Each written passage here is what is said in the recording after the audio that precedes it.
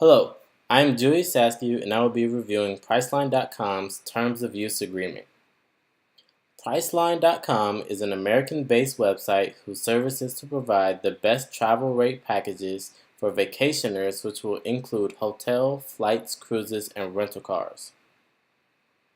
In this presentation, I will briefly review sections A through F of the Priceline.com Terms and Conditions, which are designed to protect Priceline in the interest of dispute resolution via arbitration, warranties, liability limitations, chargebacks, trademarks, and copyright infringement. I also plan to answer 3 important questions within this review, and that's 1. Is it a valid contract? 2. Are visitors bound to it, or should they have to click I agree? 3. If you have a dispute with Priceline, can you sue them? Why or why not? 4. What changes would you recommend?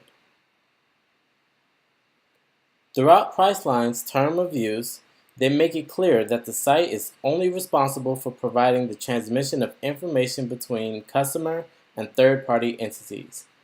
Priceline begins its policy by stating that each and every user of the site should carefully read the terms of use because any action taken within the site is in compliance with rules and guidelines provided, and also assumes that each customer took the time to read the policy.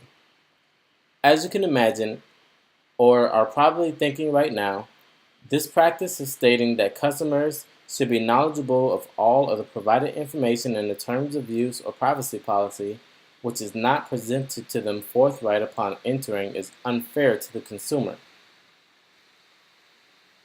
Okay, so although Section A, which is the section about disputes and arbitration, makes up the majority of this review, we're going to touch on that section last. First will be Section B, the disclaimer of warranties, where Priceline simply states that there are no warranties for the information that they provide on their site. They keep this section short and sum it up stating, without limiting the foregoing, no warranty or guarantee is made. 1. Regarding the acceptance of any request. 2. That a user will receive the lowest available price for goods and/or services available through this site. 3. Regarding the availability of products and/or services through this site, or where applicable, at any participating retailer or retailer location. Or 4. Regarding the result that may be obtained from the use of this site. Although this information is slightly eye-opening as to how Priceline releases itself from needing to guarantee any customer's warranties for business done on their site, it is also not surprising and understandable as rates can change on the fly. The next section is a liability clause. According to Lawrence Maxwell of Baker Donaldson, a limitation of liability clause is a provision in a contract that limits the amount of exposure a company faces in the event a lawsuit is filed or another claim is made. If found to be enforceable, a limitation of liability clause can cap the amount of potential damages to which a company is exposed.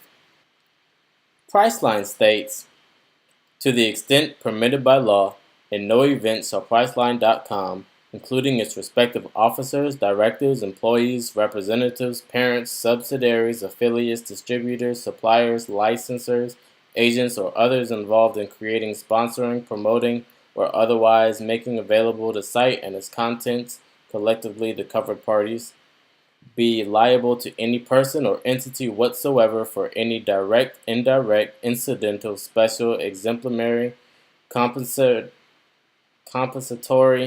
consequential, or punitive damages or any damages whatsoever. The section goes into greater detail of what Priceline will not be responsible for and concludes to be a very well-written liability clause. Section D, Indemnification and Chargebacks.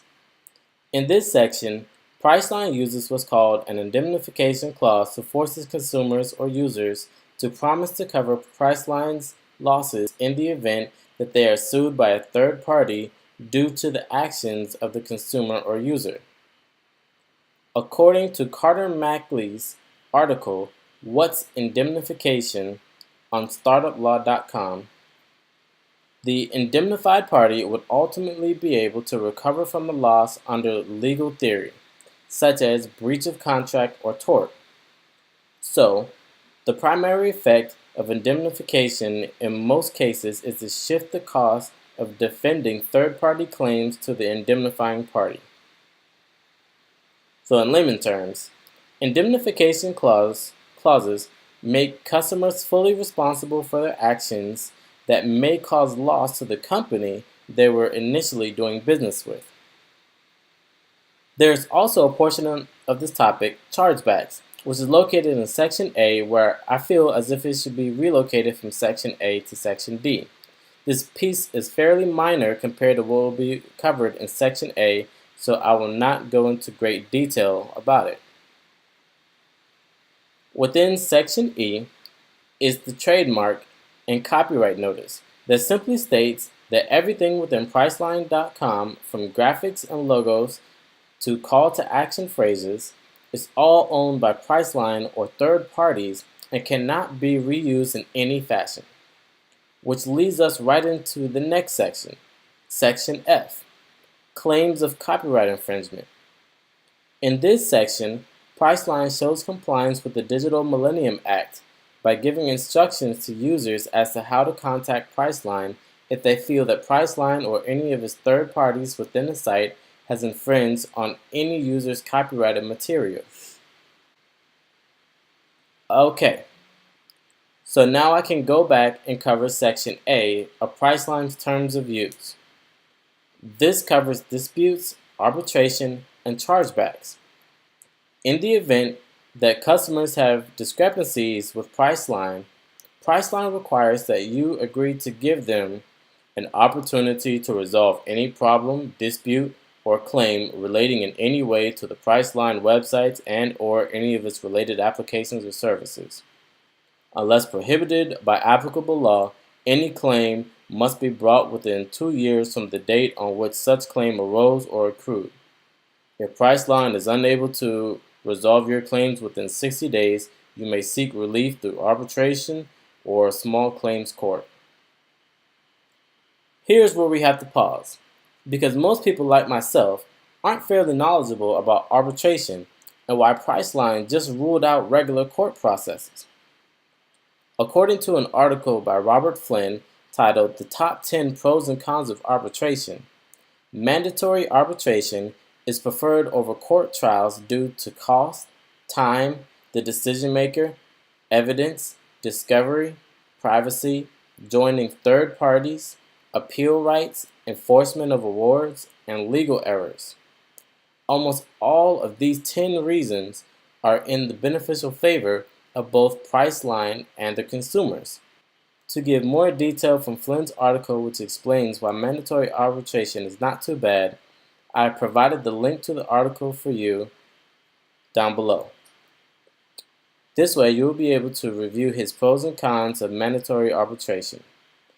In an article from Time magazine, Megan Leonhardt says, "The problem with arbitration is that the arbitrators often come down on the side of the company and have cozy relationships with the industry. That's important because when arbitrators decided, consumers won only 20% of the time and recovered less than a third of the amount asked on average.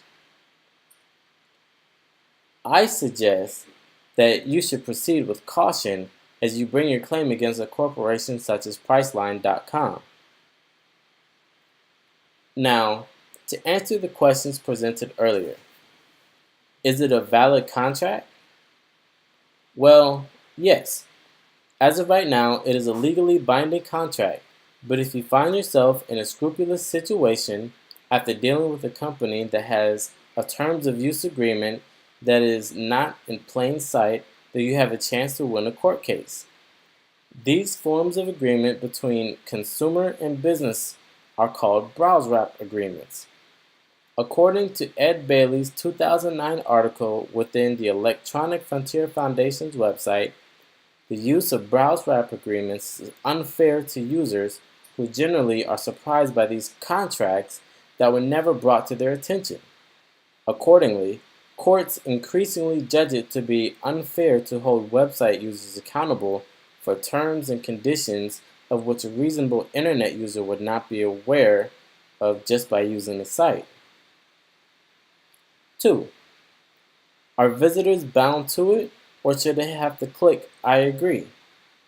When consumers are presented with the contracts or agreements up front and are additionally presented with the option to agree and accept whether they will continue to the site or disagree and leave, it is called a click wrap agreement. I believe that all of the businesses who require consumers to possess detailed knowledge of what's in these agreements should be forced to use click wrap agreements. At the moment, all visitors to a site who click I agree to having read or understood the terms and agreements presented before them should be bound by the agreement. I think that it would be in the best interest to provide the information up front, and if consumers don't read it fully but click anyway, then they have agreed to the terms and thus lose any rights removed from them in the agreement. If you have a dispute with Priceline, can you sue them? Why or why not?